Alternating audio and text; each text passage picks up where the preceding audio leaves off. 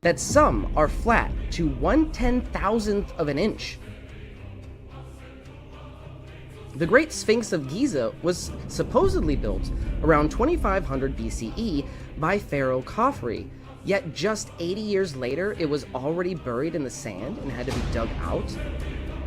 A puzzling detail that raises serious questions within mainstream archaeology.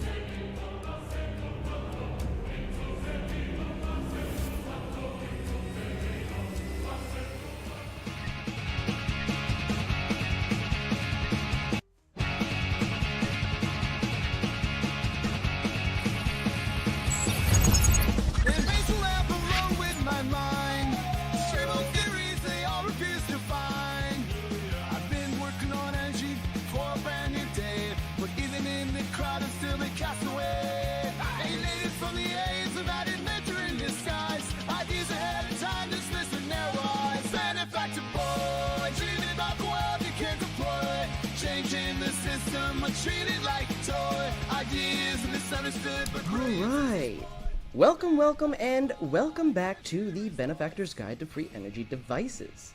I'm your host, Benefactor, and today we're taking a break from coils and capacitors to talk about something ancient, sacred, and let's be honest, way more high-tech than anything we've got now. I'm talking about Kemet, not Egypt, Kemet, the real name of the civilization that built the pyramids, carved the Sphinx, and understood energy in ways we're only beginning to remember. This episode is inspired by Stephen Mailer, a researcher who studied ancient wisdom from indigenous Egyptian teachers. And what he learned flips the whole story of Egypt upside down. Get ready to take a deep dive into the secrets of the Sahara.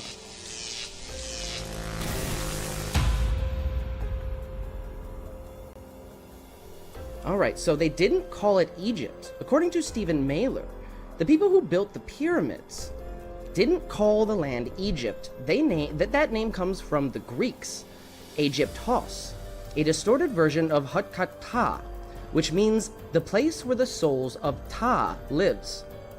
But the locals, they called it Kemet, which means the Black Land, referring to the rich dark silt of the Nile. And when they weren't focused on tombs, dynasties, and conquest either. That came much later.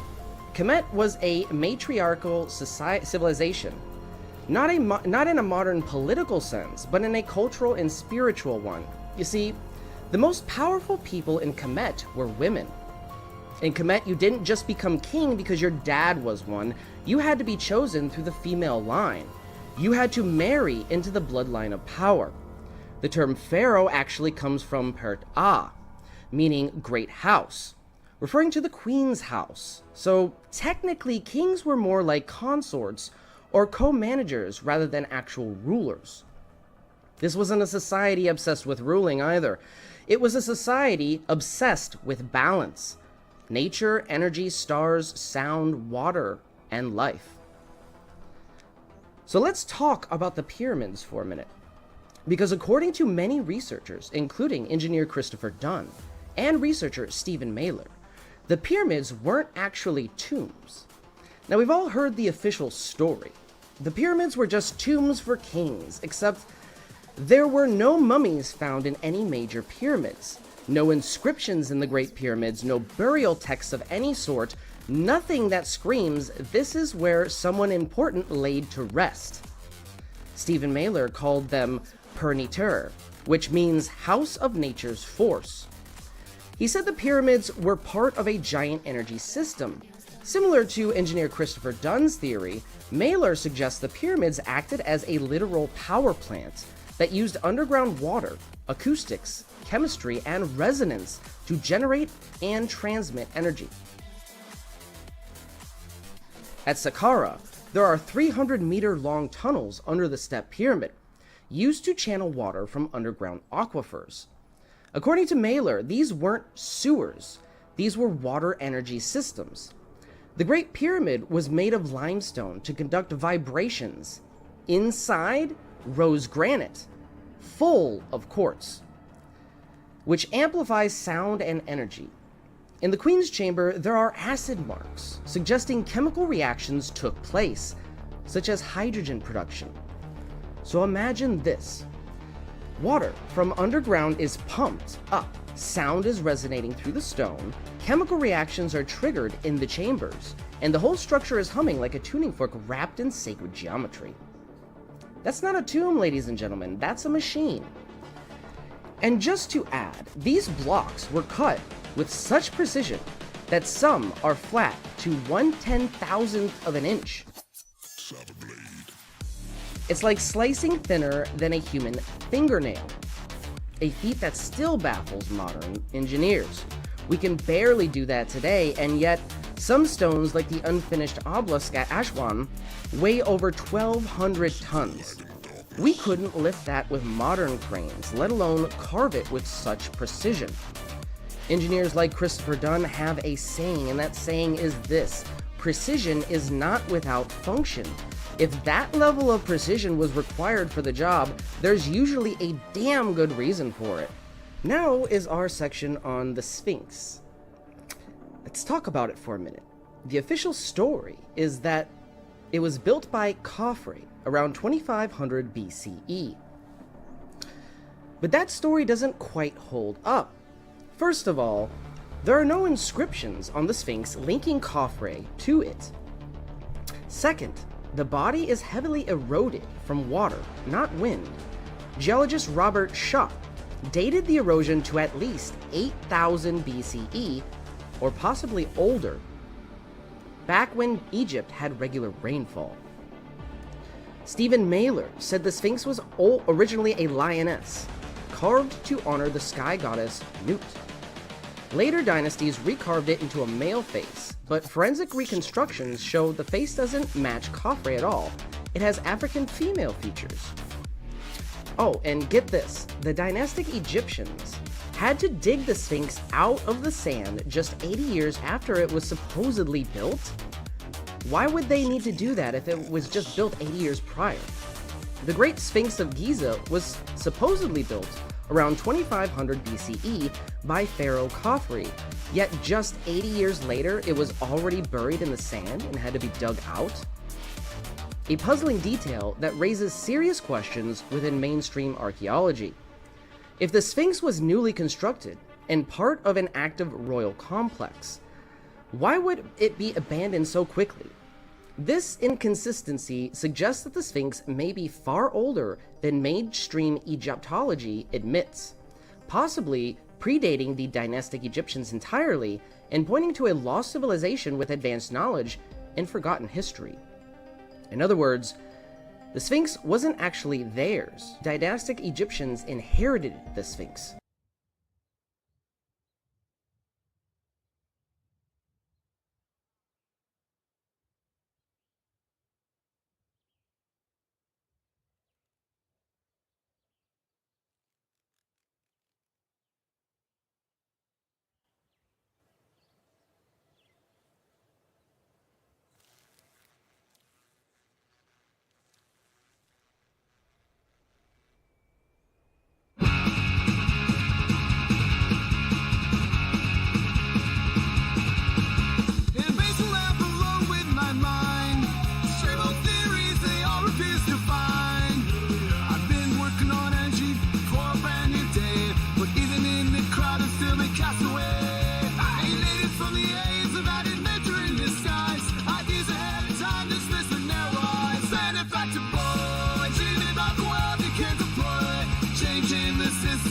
Treated like a toy, ideas misunderstood, but brilliance is like a boy. Can't you hear his voice?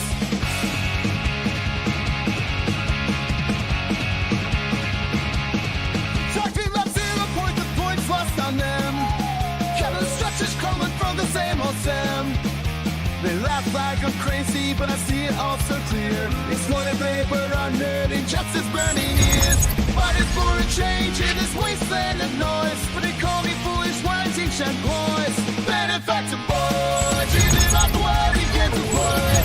Changing the system, but treated like a toy. Ideas misunderstood, but brilliance is explored. Benefactor boy, can't you hear his voice?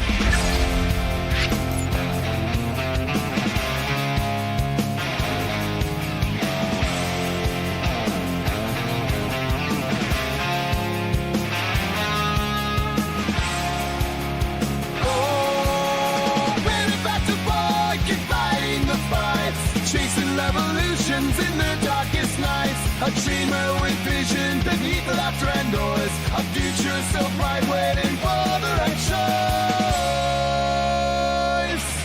Benefactor boy, dreaming about the world he can't deploy. Change.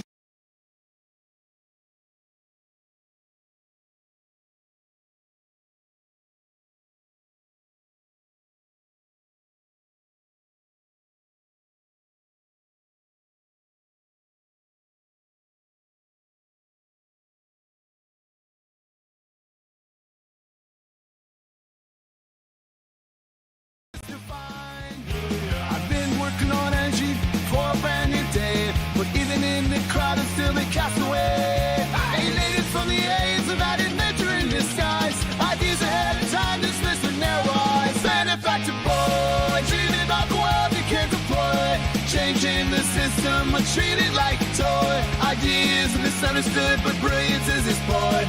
Benefactor boy, can't you hear his voice?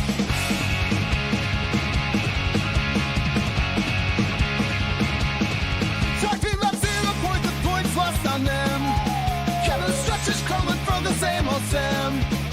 They laugh like I'm crazy, but I see it all so clear. Exploited labor, unheard injustice, burning ears, fighting for a change in this way. So welcome, and welcome back to a very, very special episode of Beneficence TV, where we're going to be doing a interactive mini lab. Yes, we're going to be doing a live experiment where we're going to do the Wattman reduction. Now, the Wattman reduction is an experiment that I was running on the Abha coil system using a stereo amp receiver board and a true AC signal. Now what we do is, and I kind of got the instructions confused because it's been a while since I ran this experiment. So last time I was on Matthew's podcast, Math Easy Solutions, I kind of screwed up the hooking up of the coil to the stereo amp. Now I'm going to go over the proper way to hook it up and how we actually get it to achieve the spinning of the neodymium sphere inside the coil. So we spin a little sphere shaped magnet, and that magnet, when it's spinning inside that copper conductor, will generate electricity that supplements, apparently, the input requirement and reduces it, and I've gotten it to reduce by 30 watts. Now that's not any, like light feat. That's a pretty significant savings in energy. I have a couple of theories on how to use that savings in a practical way, but as of right now, we're just using this as a demonstration of how it can be used as an energy recycling system, where you're recycling some of that energy being generated by the spinning sphere. And it's really, really cool. So we're going to run that tonight. But first, I'm going to go over some of the system. Now, if you have the Phase 2 guide, I would bring it up. The link is in the description. So that's what I'm going to be reading off of.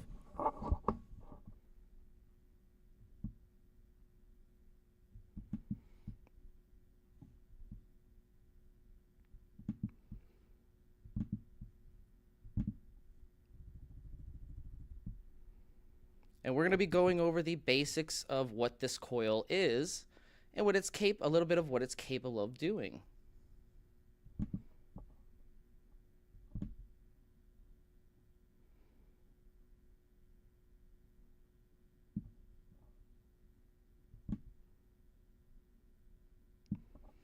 All right.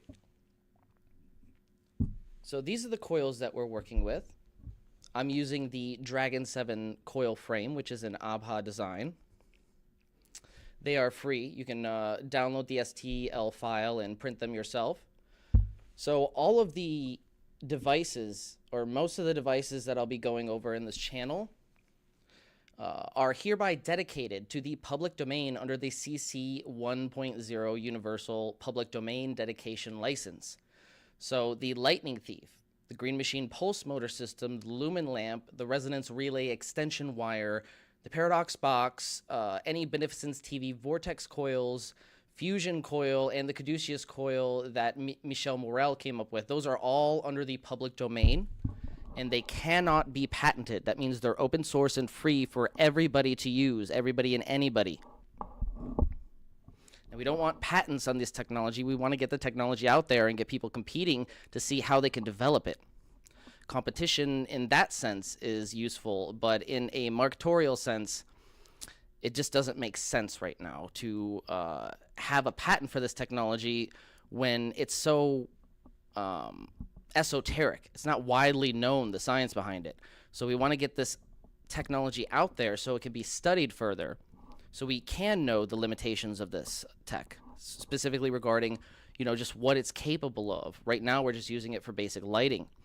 I know it's capable of heating. We're going to run that experiment too. I have a soft iron core that we're going to put in the center of the coil to see if we can generate any heat and save me some money this winter. So, just what is an Abha coil?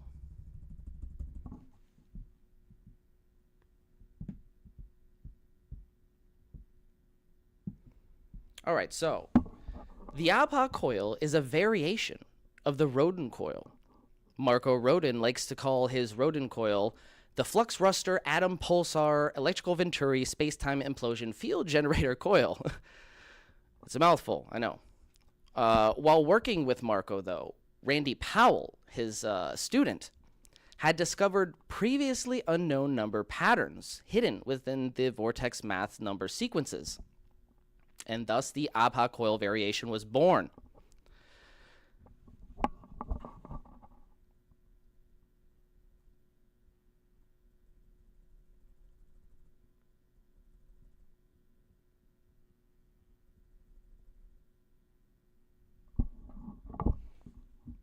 Now, the coil itself, the theory behind it at least, and again, these are all theories. We don't know exactly what's going on with the coil. We only have theories at this point, but the theory behind the coil is that it chooses the path of least resistance using the geometry and the path of the winding pattern here.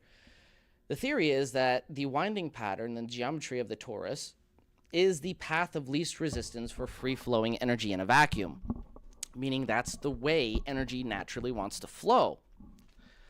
Now, if you think about it, this actually makes sense. If you take a copper wire, a straight wire, and you run an electrical signal through it, it does not produce a detectable magnetic field. Sure, it produces an electromagnetic field to some degree, but it's not a detectable one. It becomes a detectable magnetic field when you twist that copper wire into a coil shape. Now, why does it increase the strength of the field just by twisting it? Well, the variable there that we're looking at is the geometry. The geometry is increasing the magnetic field intensity, right? So it's not out of the realm of possibility to think, oh, maybe that isn't actually the path of least resistance. Maybe we can take that one step further, and this coil pattern is actually the true path of least resistance, or closer to it, a closer variation than just a normal helical coil, right? So that's the theory here. And again, we see a lot of unusual phenomenon with these coils that kind of back up that theory. Specifically, it can produce a step-up voltage effect with just 1-to-1 coil ratio. So for those who aren't aware, these coils, the way that I make them, they have one bundle of coil wound around a frame. But that bundle of wires has about maybe 24 wires each. They're separated into two channels. So there's technically two coils wound into one in here. And this allows you to send energy one way and then the opposite way at the same time, creating two counter-rotating electromagnetic fields. Right? We call this torsion physics, and it's one of the theories on how to tap zero-point energy is torsion physics and plasma physics. Those are two areas that are highly promising in the area of free energy, or as I like to call it, energy recycling. So these coils choose the path of least resistance, at least that's the theory. They can step up voltage enormously without having to have an asymmetrical ratio of coils, meaning normally in a transformer, if you want to step up voltage, you have to have more turns or more winds on the secondary coil than the primary coil, right? So you're increasing the pressure, essentially, or the potential. But this can do that with a 1-to-1 ratio of coils, which is unheard of. That doesn't make any sense using conventional theory. So that's one unusual effect that it does, or it produces. Another unusual effect is it can produce ozone at very low voltages. Now, normally, ozone is produced when you get a corona discharge or, extremely high voltages. Like, I'm talking thousands of volts, right? 1,000 plus volts. You'll start to get that corona discharge and smell that ozone. This can do it, and I've seen people report it as low as like 100 to 300 volts. So that's and it's an enormous amount of ozone too. So that's extremely unusual.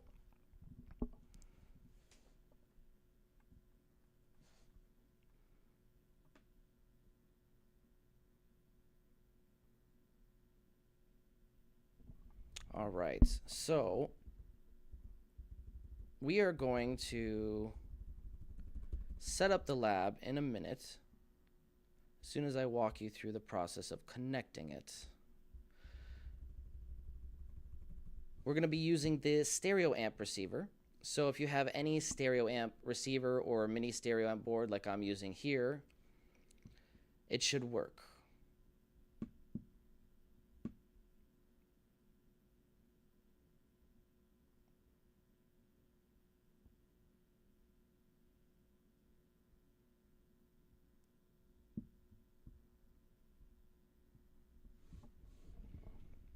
All right, so to start out by connecting the coil to the stereo amp board, we're gonna, again, we have two channels we're dealing with. We have channel A, which has a start and an end, and we have channel B, which has a start and an end. So we have 4 leads coming off the coil. We're gonna connect channel A start to one of the inputs of one of the channels on the stereo. So it doesn't matter which channel, but make sure you use one channel or the other. Don't mix and match channels with this setup. So you're going to connect channel A to the input of one of the channels on the stereo amp board. Channel A start. And then you're going to connect channel B finish. Okay? Channel B finish is going to be connected to the other end of the channel. So if you connected it to the positive input on the stereo amp, you'll connect the other one to the negative of the same channel. So what you're doing is you're using a lead from one channel and one lead from another channel for the same input channel on the stereo board. Now this mixes and matches channels, and now what we're going to do with the final 2 leads that are open is just connect them to each other. And this allows the energy to be sent one way and then go the opposite way, creating those 2 counter-rotating electromagnetic fields. And this is significant because it not only makes the field effect for spinning the neodymium sphere a lot stronger, as we've seen, because in the previous podcast with Matthew, I was not able to spin it with the traditional, hooking up just one channel or the other to the inputs. Without mix matching the channels. It just didn't spin it as good. So when we mix match the channels, it increases the field intensity just by simply the geometry alone of the electromagnetic fields you're producing. Again, we're producing 2 counter-rotating electromagnetic fields on top of each other, and the neodymium sphere complements the tor, the hole inside the coil, just right. So the geometry just fits in such a way that we can reduce that input. We can generate so much power with that spinning sphere, if we tune it correctly, and we'll go over that in a few minutes, that we can, and I've reduced it by 30 watts. That's insane. That's absolutely insane. So incidentally, this is also the way that we're going to be detecting a monopole. However, reviewing some of my notes here, it seems that I need a stereo amp board that's powerful enough to produce the monopole. Now, What I mean by that is this little mini board that I'm going to be using only has 80 watt output per channel. The huge stereo amp receiver that I have that I kind of blew up in our experiments earlier this year, or I'm sorry, earlier last year, that has a lot more output. I think it's like 200 RTS or something like that. So about 200 watts per channel on that one. So that is able to output a lot more energy. So it kind of acts as a power supply in that sense, where you can increase the power if the stereo board can handle it. And we need to increase that power because at a certain threshold, we can detect that monopole. Now, a magnetic monopole, it's a synthetic magnetic monopole. It's not a true magnetic monopole, because the theory is the other pole is being suppressed or pinched in such a way that we just can't detect it, but it's still technically there to some extent. So the monopole is very unusual. It's something that is kind of elusive in science right now. And the fact that we can detect a monopole with our system kind of gives more evidence to the fact that this coil is doing some very unique, has some very unique effects, right? Because a monopole system is, for a pulse motor, is kind of the ideal system because you don't have a second pole getting in the way, right? You have the push or the pull, but you don't have both. So you can push the rotor, push the rotor, push the rotor. You don't have to worry about timing it so the other one doesn't pull it back and ruin your momentum of your spinning rotor. So that's some interesting effects with the coil. Now we're gonna move on to the Wattman experiment now. I'm gonna prep the lab, so I'm gonna go over to a quick intermission while I gear up the lab and set up the secondary camera, because I do have a secondary camera where you will be able to get a closer look at what I'm doing. I wanted to do that intentionally. I wanted to do that so you guys can actually see what's going on a little bit better and ask questions if you need to. Again, the phase 2 guide that all of this information is available for you for free, open source, is provided to you in the description of this video and pretty much all my videos. If you can't find it, let me know and I will post it in the chat. All right, everybody, if you haven't subscribed, please subscribe. If you haven't hit the like button, please do so. It really helps out. And we are going to go to a quick intermission while I set up the lab for our interactive mini lab. Hey, John.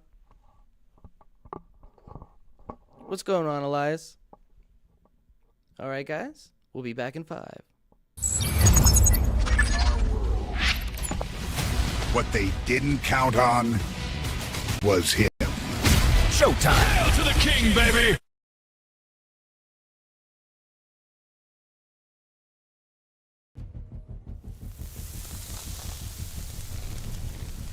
This video was bang on brilliant stuff.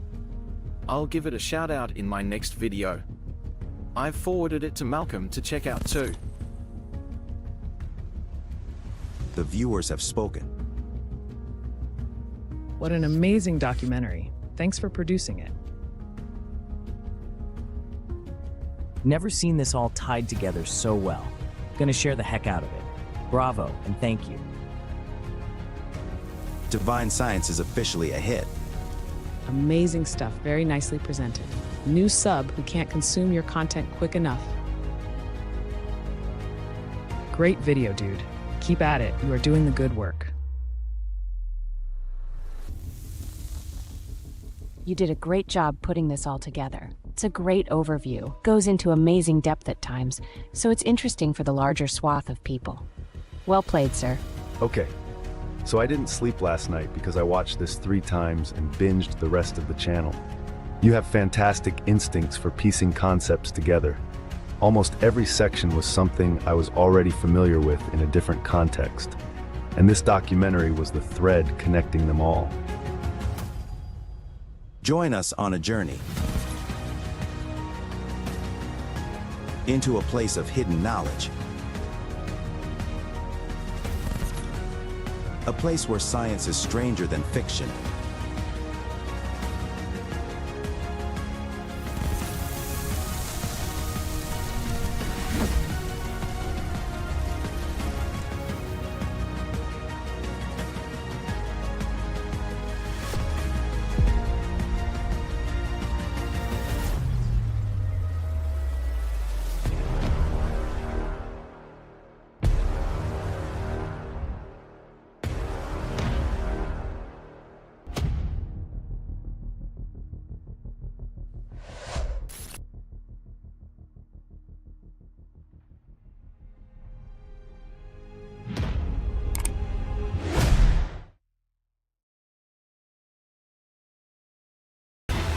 paid for our bodies, but they awakened our spirit. Gravity is not the only thing they control. I'm done running. Time to hunt. Listen, Elon, we got to be smart about this. Very smart. Some would say the smartest. The founders, great guys, tremendous guys, wrote a beautiful document, but let's be honest, it's very outdated. Tremendously outdated. Almost as bad as low-flow toilets, folks. They don't flush. You know this, I know this, everybody knows this. Right. The flushing technology is deeply inefficient. I mean, I could engineer a vacuum-powered hyperflush system, but instead here we are talking about flushing concepts. Which parts do we deorbit? First of all, term limits. Gone. What's the point? The people love me. They want me. Have you seen the rallies? Thousands, Elon. Millions. It's practically a mandate from God. Okay, but let's think strategically. If we dump term limits, we got to spin it for the people, like democracy too. Now with more freedom, maybe say term limits are woke because they limit choices. Genius. We call freedom forever. Let the people vote over and over and over again until they get it right, which is me. Very fair. Like a subscription model, but for elections. Maybe we also flush the whole checks and balances thing. Too many checks, not enough balances. Very inefficient system. I was just saying that. Checks, fake news, balance. I've already got it. I mean, have you seen my golf swing? So, judiciary stays, or do we replace it with an AI? Maybe one that, thinks correctly? Elon, my friend, that's why you're a visionary. A big thinker. We replace the Supreme Court with Truth GPT. No more interpretations. Just cold, hard facts. And those facts are, of course, very good for me. Love it. But what about the First Amendment? People keep saying things. I don't like when they say things. Well, we keep half of it. The part where we can say anything. The other half, straight into the toilet. Swirl it around. Maybe add some bleach. Like a little disinfecting cocktail. Good. Free speech, but only for shareholders. See? This is why America wins with us, Elon. We're cutting the red tape, making democracy as smooth as a beautiful golden flush. Wait, if we flush too much, doesn't that kind of break the system and then we're left ruling over chaos? Elon! That's where you're wrong. We don't break it, we fix it. Like I fixed casinos, like I fixed Twitter. I mean X, like I fixed everything. Trust me, it's going to be beautiful. The best, most American flush in history. Okay, but if this backfires, I do have a rocket out back and in my pants. Fully reusable, rapid re-entry, and elongated for maximum efficiency, courtesy of my amazing plastic surgeon. Elon, I gotta say, tremendous work. Many people are saying it, but let me tell you, if we're talking size, I've got the biggest constitutional amendment right here. They say it's too long, too thick, too complicated. One woman even said it's a bit crooked. I say that's what makes it great. Well, mine's state-of-the-art, incredible efficiency, ultra lightweight but powerful, like the armored Cybertruck, but personalized for maximum insemination. And we fixed the bulletproof function as well. Not gonna lie, I'm impressed. But as you know, size does matter. In America, she loves a guy with a huge mandate. She doesn't mind if you grab her by the profit either. Right. And speaking of things getting wrecked, are we still flushing term limits? Oh, absolutely. The biggest flush in history. Tremendous. Like my ratings. And apparently like your new launch system. Got it. Term limits, free speech for shareholders, Supreme Court replaced with Truth GPT, bold moves. But if this backfires, I still have a rocket out back. Escape plans? Love it. Very smart. But trust me, Elon, this flush is going to make America great again. In basal lab alone with my mind. Triple theories, they all refuse to find. I've been working on energy for a brand new day. But even in the crowd, I'm still a castaway. Alienated from the aims of added nature in disguise. Ideas ahead of time, dismissed with narrow eyes. Benefactor boy, dreaming about the world you can't deploy. Changing the system, I treat it like a toy. I Years misunderstood, but brilliance is his boy. Benefactor boy, can't you hear his voice?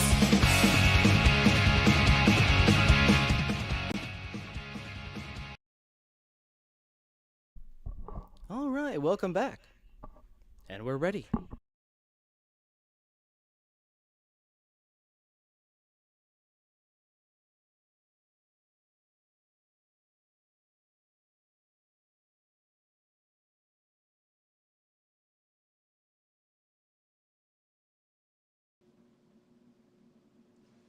All right.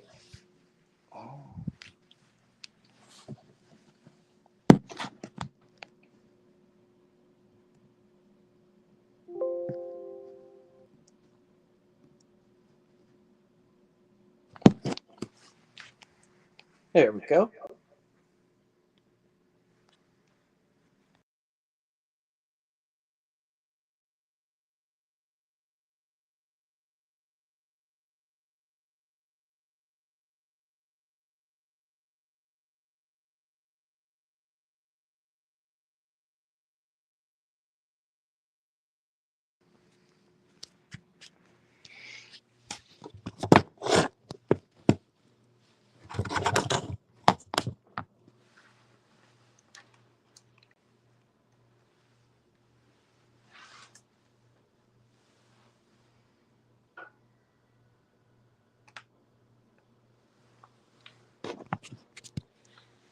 All right, make sure everybody can see and hear me. This is the Drock stereo amp mini board. It is 2 channels and it's got a bass channel as well. It can output a maximum of 80 watts per channel. And we're powering this board with my power supply. Turn that up a little bit. It is an 18 volt board. So we're going to turn it up to 17. Should be enough.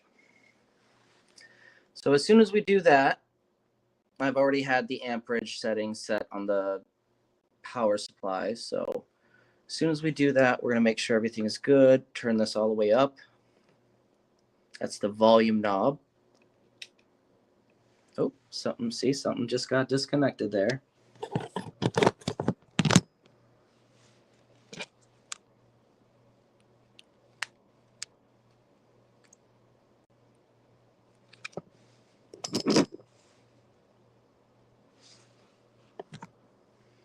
All right, so everything is connected. We got channel A, start, connected to one of the sides of the channel A input of the board. Then we have channel B. Oh, we have this hooked up wrong. Then we have channel B end is supposed to be hooked up here. So this green one.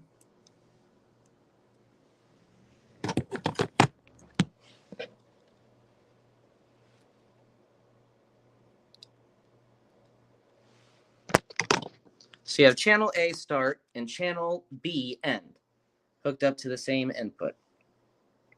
And then these last 2 channels that are open are going to be hooked up to each other.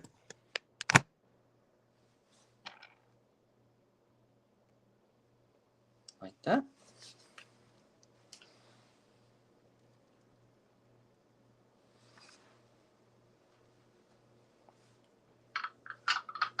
If I remember correctly.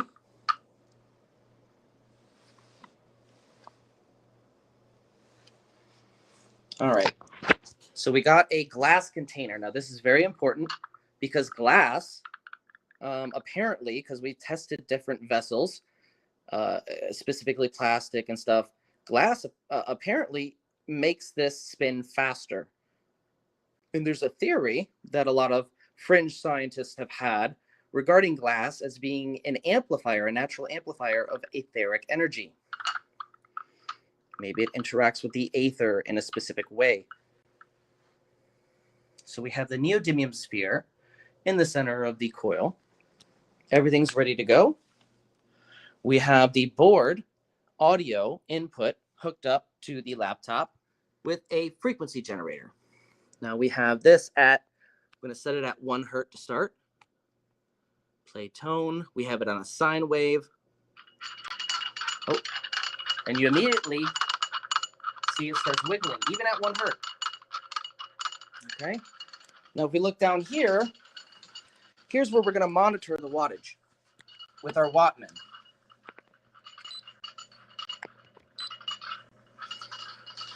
And you can see just at 1 hertz, just a very, very low frequency, it's alternating the wattage. So the wattage is going up and down. But we want to stabilize that by spinning the sphere at a steady and fast rate. The faster we can get it to spin, the more that input wattage will go down. Now remember, as we increase the frequency, even with this, so even with this out of the sphere, or out of the donut, as we increase the frequency here, it's going to increase the consumption of energy from the wall. So the wattage is going to go up. So say we want to use a system at 60 hertz. It's going to go up, and we want to measure our system under load at 60 and then put that sphere in there, and we're going to watch that go down.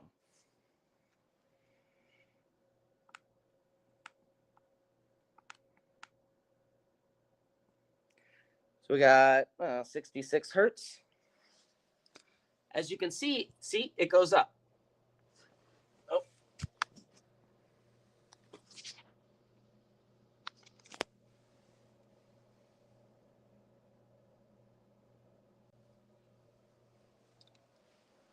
Has to autofocus, so, but you can see it goes up to 48.6 watts.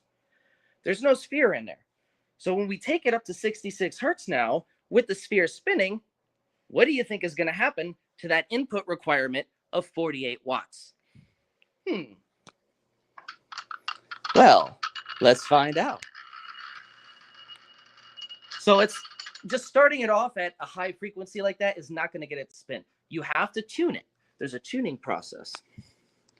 So what we do is start at 1 hertz, and we kind of want to steadily and at a not too fast, but at a fast, brisk pace, increase the frequency.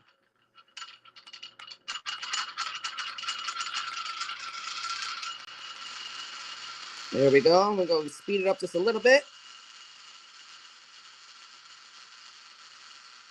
64 hertz.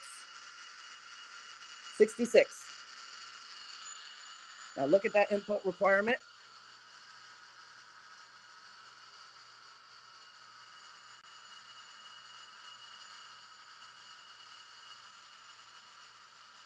$32. So it takes the autofocus a second to focus in because of the screen. But it went down to 32 watts, right? And take this out, and you see it immediately goes right back up. Look at how it's still spinning too. It's so cool. Goes right back up.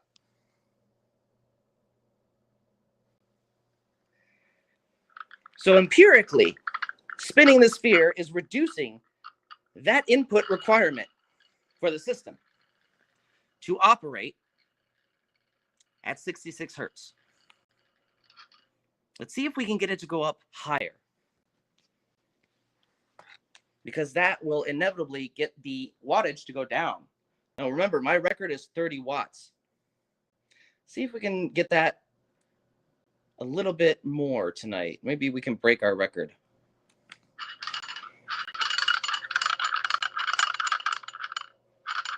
Okay, we're tuning it.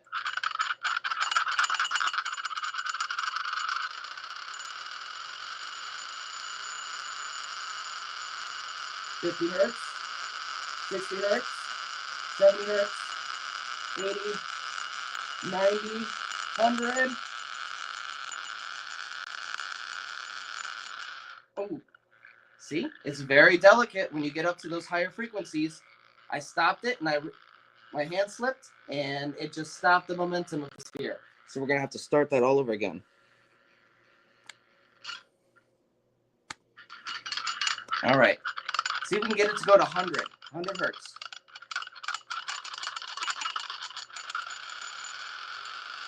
Listen for the smooth sound. You want it to be smooth. It signifies it's spinning evenly. Okay, we're at 100 right now. 100 hertz. 100 hertz. Remember, as we go up in the frequency, it's going to take the requirement a little bit more. Oh, wow, look at that. 14.5 watts. Holy shit.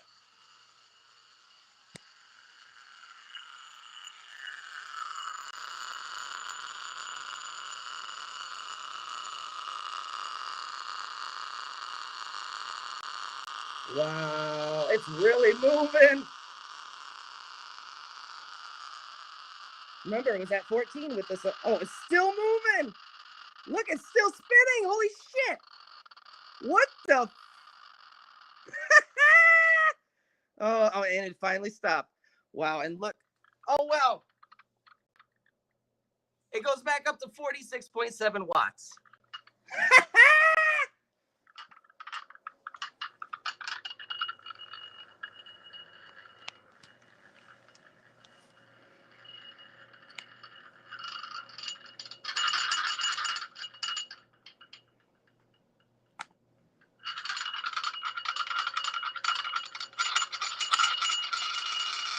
Twenty hertz, 30 hertz, 40 hertz, 50, 60, 70, 90. Oh, it cuts out like right at like 110. Let's try that again. I really wanted to go higher.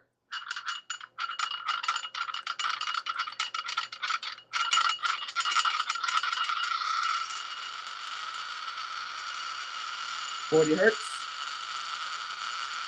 60, 80, 105. What are we at? 13 watts. Come on, show it. There we go. Woo! 13 watts. We saved another half a watt with just that little boost, 5 hertz.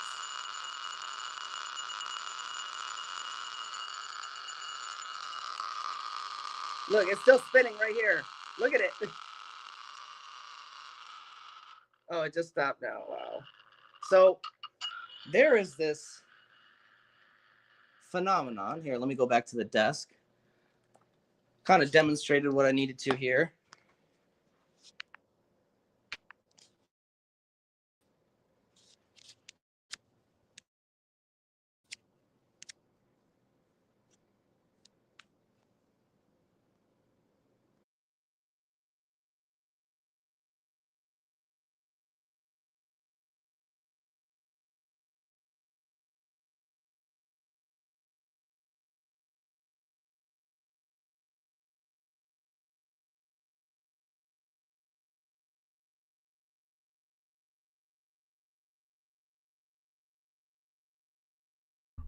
All right. Got some comments. Let me load those up so I can read them.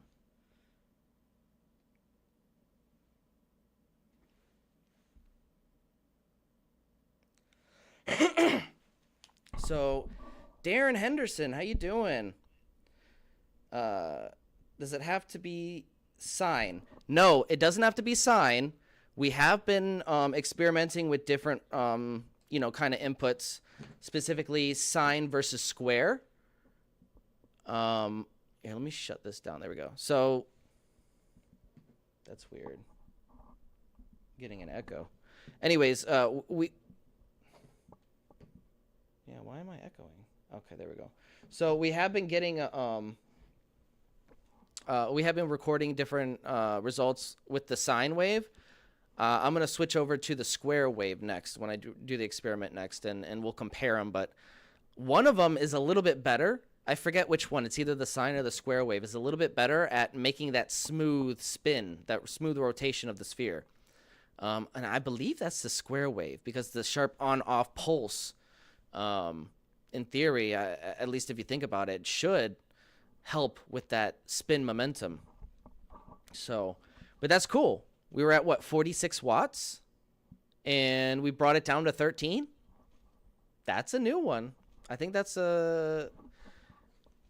pretty significant.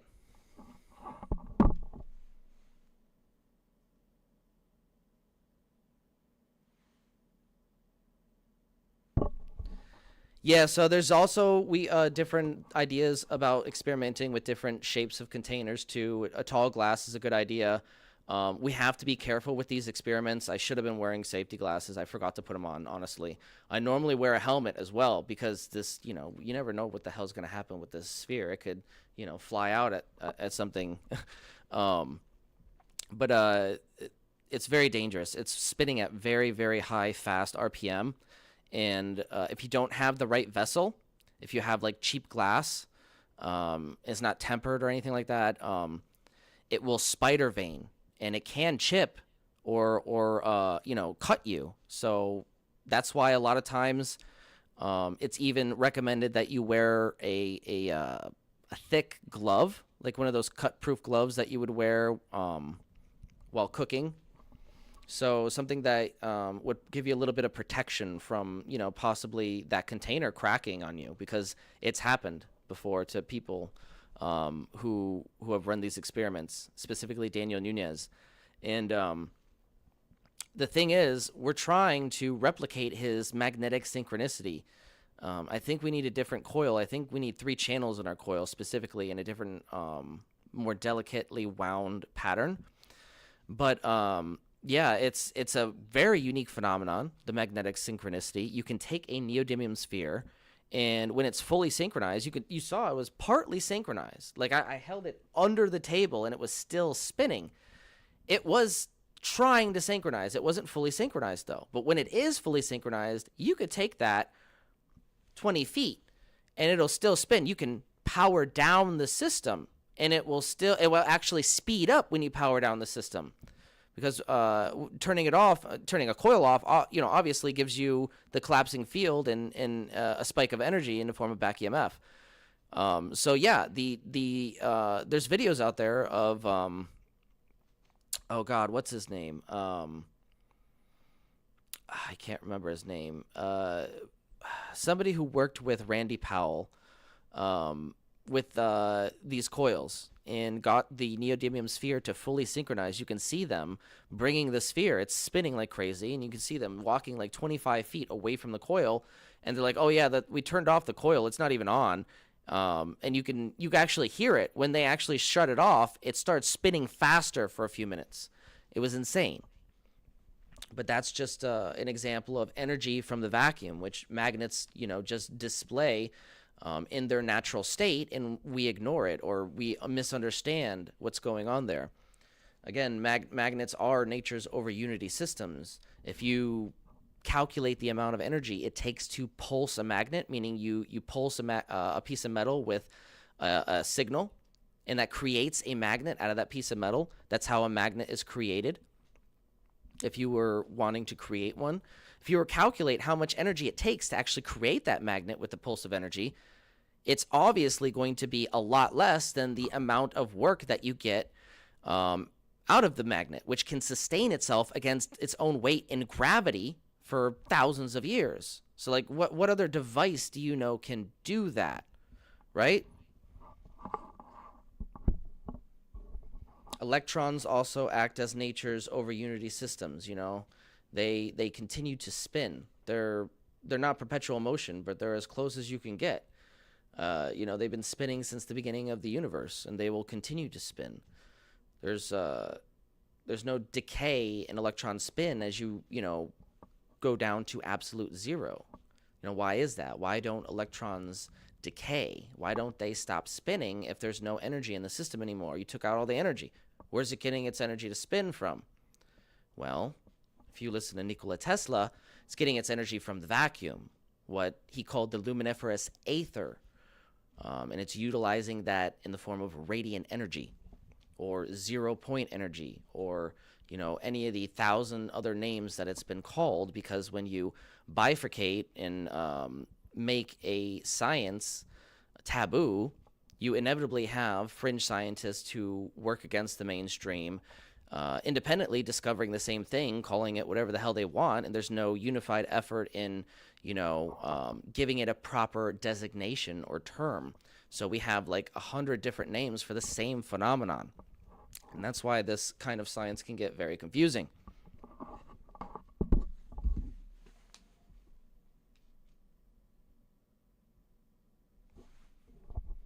Darren says, that was a great power reduction. Yes, that was amazing. I agree.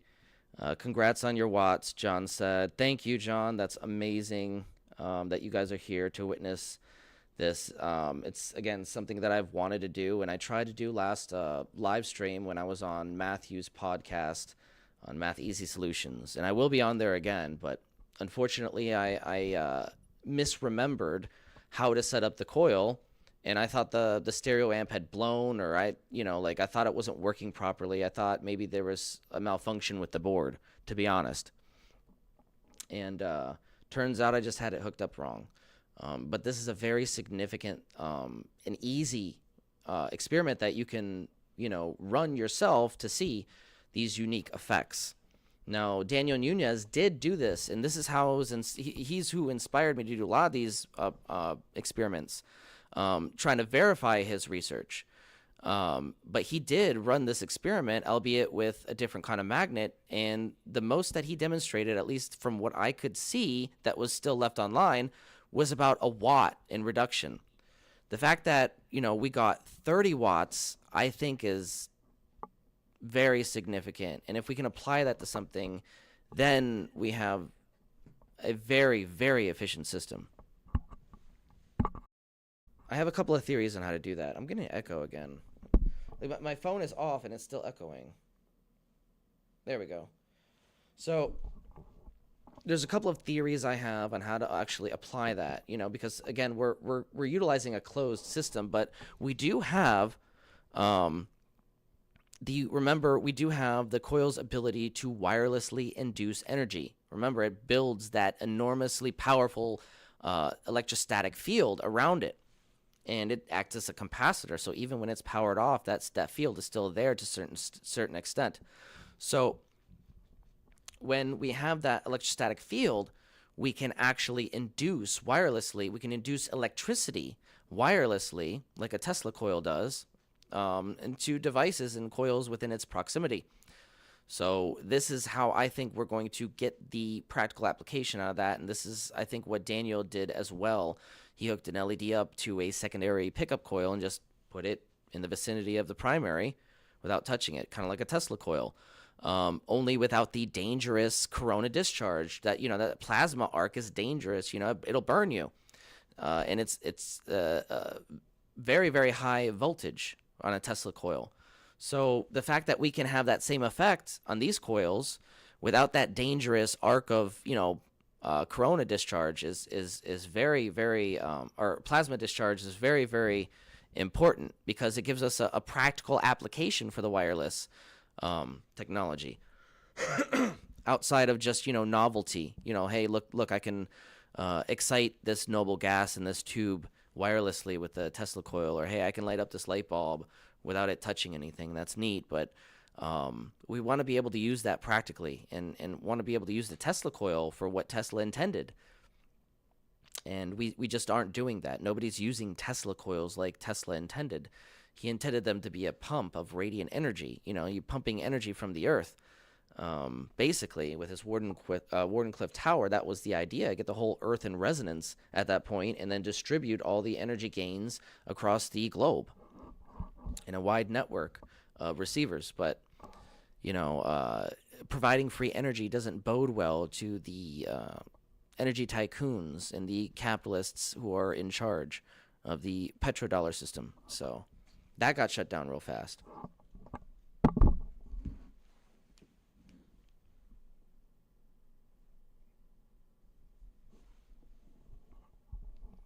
So if anybody has any more questions before I log off, please ask them now, because I am going to be logging off in about 5 minutes. I'm going to give you guys an opportunity to ask any last questions about the system or the experiment or whatever, honestly.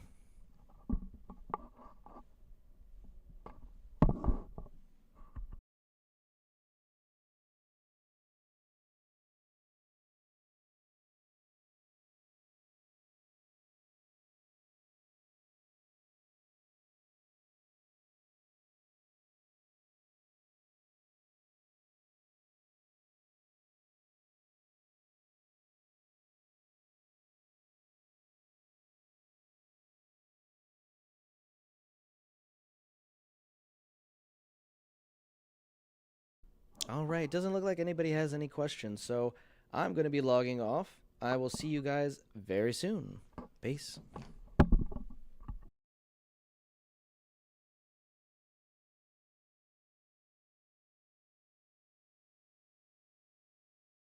In a basement lab alone with my mind, stable theories they all refuse to find.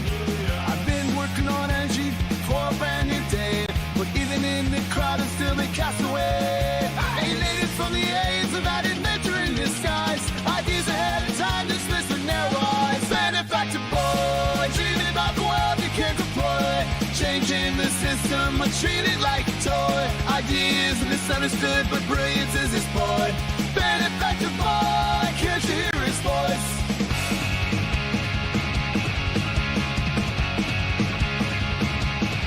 Talking about 0 point, the points lost on them. Kevin structures crumbling from the same old stem. They laugh like I'm crazy, but I see it all so clear. Exploited paper on nerd, injustice burning ears. Fighting for a change in this wasteland of noise. But they call me foolish when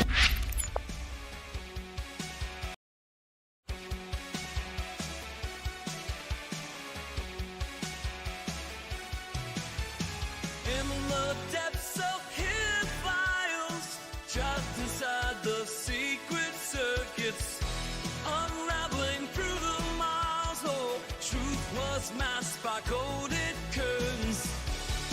In it now, we're shattering the silence. Feel the power. Revelations on the rise.